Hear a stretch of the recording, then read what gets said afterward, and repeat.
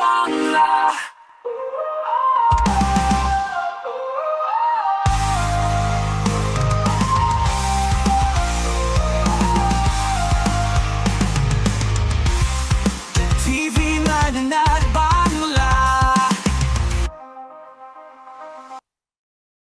কালীপুজোর আগেই হুগলি হরিপাল থানায় পুলিশ গোপন সূত্রে খবর পেয়ে 515 কেজি অবৈধ বাজি ও বাজির মশলাসহ সরঞ্জাম বাজেয়াপ্ত করল।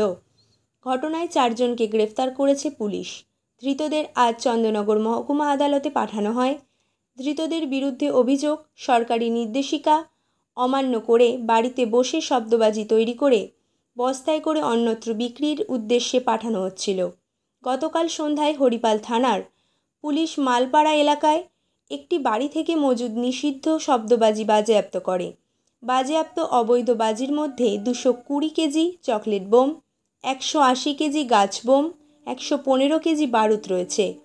হুগলি গ্রামীণ পুলিশের সার্কেল ইন্সপেক্টর প্রশান্ত চট্টোপাধ্যায় বলেন, আগামী দিনেও শব্দ দূষণ রুখতে সরকারি নির্দেশিকা অনুযায়ী এই ধরনের অবৈধ শব্দবাজির বাজেয়াপ্ত করা হবে বিভিন্ন থানা এলাকায়।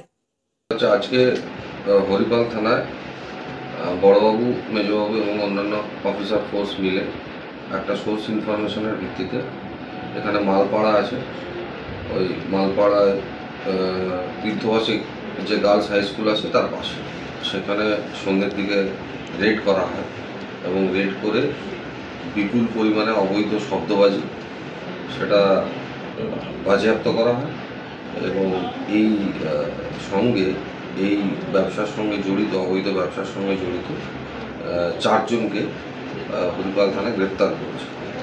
সেই 4 জনের নাম হচ্ছে দীপঙ্কর বাস্কে, অরূপ দাস, বাবলু বাউরি এবং মতি বাউরি।